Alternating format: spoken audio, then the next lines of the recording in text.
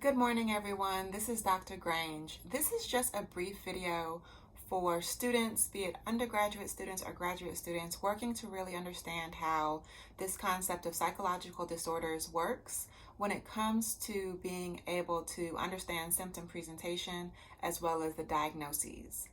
An important thing that I want you to understand is that when we talk about psychological disorders, we are usually going to start by talking about categories of psychological disorders. So, disorders of stress, mood disorders, anxiety disorders. These are larger categories. First point. Second point is to keep in mind that these large categories have several different diagnoses within them. So when we talk about mood disorders, for example, we have bipolar 1 and 2, major depressive disorder, persistent depressive disorder. So generally, to say someone is depressed from a clinical perspective, when we understand the range of disorders that exist, is not going to be totally optimal. We want to be specific in, if required to, giving a specific diagnosis. So instead of saying depressed, which can be a symptom of any of those disorders, speak to which disorder they may have. So major depressive disorder, having specific symptoms, versus persistent depressive disorder, right? So we want to be able to understand and look for symptoms that align with different disorders. As I say that, we also want to keep in mind that the ways in which symptoms present are going to be different based on people's diversity characteristics. So where they live, how they grew up, what their gender is, what their age is, all these things can impact the presentation of symptoms. So it's really important to understand people in context, okay?